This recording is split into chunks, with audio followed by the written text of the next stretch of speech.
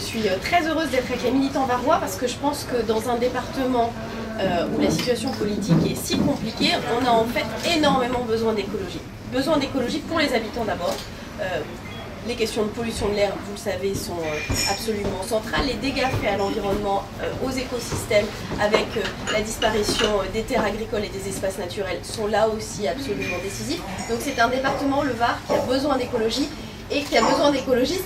Et je le dis parce que ça n'est pas toujours facile dans un département comme celui-ci de relever le gant et de défendre une candidature, mais c'est absolument indispensable. C'est absolument indispensable aussi parce que la question du Front National obsède beaucoup d'esprits, mais je crois que ce qui fait progresser le Front National, c'est aussi dire que finalement on baisse les bras, on se résigne, on dit que bah voilà, il n'y a pas tellement d'alternatives, c'est comme ça. Et ici, il n'y a que des gens qui ne se résignent pas et qui disent qu'un projet qui porte l'avenir, qui préserve à la fois la planète, les territoires et ses habitants, et notamment ses enfants, a sa place dans ce département.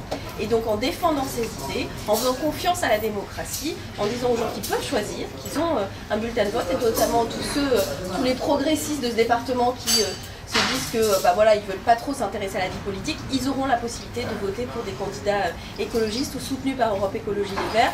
Et moi je me félicite aussi de voir qu'à l'occasion de cette campagne, il y a des gens qui n'étaient pas militants, qui n'étaient pas encartés, des citoyens issus de la société civile qui ont décidé de s'engager dans un moment qui, je le redis, n'est pas un moment facile. Donc voilà, c'est pour ça que je suis heureuse d'être ici, comme je suis souvent heureuse d'être dans le Var, mais pour vraiment soutenir ceux et celles qui veulent défendre des idées généreuses, des idées nécessaires et des idées dont le temps est venu. Ce sont les idées des écologistes.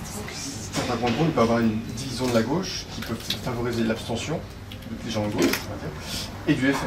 Moi je pense que la politique c'est pas mathématique comme vous dites. D'abord, l'écologie ça n'est pas la gauche. L'écologie ce sont des idées particulières.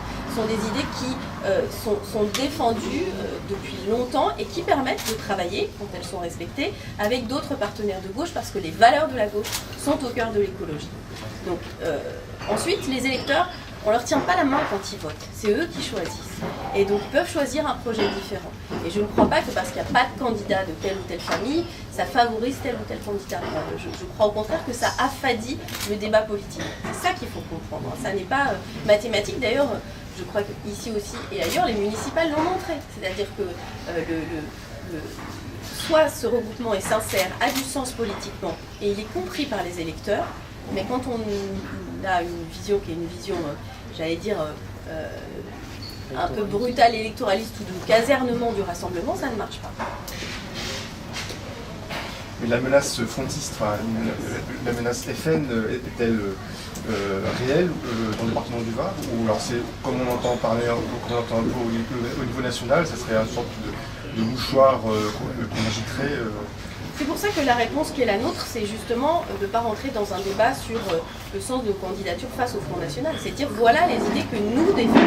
Et je pense que la meilleure des réponses à l'extrême droite qui veut stériliser la démocratie, c'est de répondre sur le fond, c'est-à-dire de faire des propositions concrètes, de dire voilà, quand les maladies respiratoires des enfants augmentent aujourd'hui parce que la pollution issue du trafic automobile est un fléau avéré, il faut des mesures en matière de transport en commun, il faut des mesures en matière de santé environnementale. Voilà le vrai débat. Le vrai débat, et j'ai entendu Marine Le Pen il y a quelques jours dans les Landes, c'est pas les familles polygames dans les Landes. Donc on voit bien que nous, on parle de propositions de terrain qui correspondent au département. Et donc il ne faut pas ni être piégé, ni être aveugle sur la réalité quand même d'un parti qui promeut des idées qui sont des idées qui fracturent la société alors qu'il nous semble nécessaire de la rassembler. Malgré un rapport de la Cour des comptes, RFF vient de relancer ses appels d'offres pour la LGV. Oui.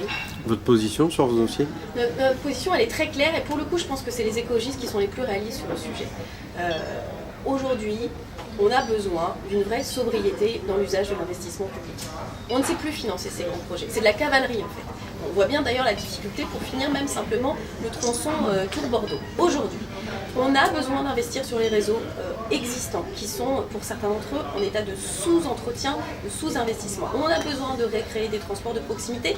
C'est plus facteur d'activité, d'emploi. C'est beaucoup plus utile, beaucoup plus rapide. Donc bien sûr que nous avons besoin de réorienter les investissements, c'était le sens d'ailleurs du plan qui avait été adopté en faveur des transports, mais il y a une espèce de vieille façon de penser. Je reviens à la question que vous me posiez tout à l'heure, qui est de dire faut faire des gros investissements ou des grosses infrastructures. Mais aujourd'hui, on a du recul. Vous parlez du rapport de la Cour des comptes, mais je peux vous dire aussi que sur certaines autoroutes récentes, sur lesquelles les écologistes avaient été très mobilisés en disant que non seulement ça avait des conséquences sur l'environnement, mais surtout c'était un mauvais usage de l'argent public parce que ces autoroutes seraient sous-utilisées et qu'elles coûteraient aux contribuables, et notamment c'est le cas sur l'autoroute Langon-Pau, qui est la dernière des autoroutes à avoir été inaugurée. Ce que disaient les écologistes aujourd'hui est avéré, c'est-à-dire que c'est la collectivité, notamment la région, qui risque d'être sollicitée pour payer. Pareil avec les constructions de LGV, qu'on ne sait plus faire autrement qu'avec des partenariats publics-privés et en sollicitant toutes les collectivités locales. Donc avec 10 fois moins d'argent, on fait 10 fois mieux pour les habitants et pour les usagers du transport ferré. C'est ça le vrai sujet, c'est bien utiliser l'argent public. Alors il y a un autre gros dossier dans le département du Var, c'est ITER, qui connaît de vrais retards, qui connaît de vraies difficultés techniques. Quelle est votre position sur... C'est le même sujet. En fait, en France, et c'est pour ça que je parle de nouvelles sociétés, il faut qu'on arrive à sortir des réflexes des années 80. Vous parlez d'ITER, vous connaissez la position des écologistes. Il n'y a pas une position idéologique de base sur la recherche. Au contraire, nous pensons qu'il faut soutenir la recherche fondamentale. Mais en matière énergétique, nous avons tout sacrifié au nucléaire. Tout sacrifié au nucléaire, alors que, et on le voit aujourd'hui, c'est une impasse. On n'arrive pas à construire la centrale nouvelle EPR en Finlande, on n'arrive pas à construire l'EPR en France. Avec beaucoup moins d'argent, on pourrait faire beaucoup mieux. Et le risque, c'est qu'en s'obstinant à n'investir que dans ce secteur-là, nous prenons du retard sur toutes les sauts technologiques qui peuvent être faits en matière de production d'énergie par d'autres sources, et en particulier, évidemment, par les énergies renouvelables. Donc c'est très dommage de consommer autant d'argent et d'argent public, alors qu'une grande partie de celui-ci pourrait être mieux utilisée pour développer d'autres recherches qui aujourd'hui souffrent d'un manque de budget en France, pas partout dans le monde, en France. Une dernière question sur l'environnement. Au large du sanctuaire Pélagos, des entreprises font du lobbying pour faire des forages en eau profonde.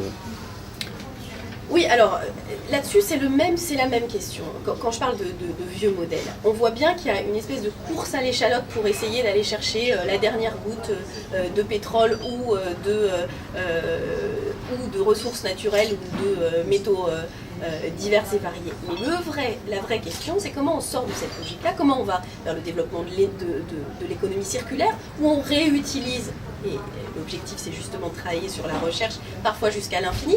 Certaines entreprises aujourd'hui travaillent sur la réutilisation de la fibre de polyamide, celle qu'on utilise dans les moquettes, pour que les moquettes soient non seulement utilisées, mais recyclées, alors que aujourd'hui, elles sont brûlées dans des incinérateurs, avec les conséquences là aussi sur la santé. C'est la même chose sur les forages. Si on change de logique énergétique, si on va vraiment de manière déterminée sur un schéma qui permet de diminuer notre consommation énergétique en vivant aussi bien, et si c'est là-dessus qu'on investit, plutôt que sur aller chercher la dernière goutte de pétrole, on ira beaucoup mieux. Et enfin, j'en profite pour dire que la perte de biodiversité marine, aujourd'hui, c'est un vrai sujet assez grave. Les choses ont été relativement préservées, voire sur certains sujets, il y avait une capacité de récupération des océans et des mers, en tout cas de la faune et de la flore marine.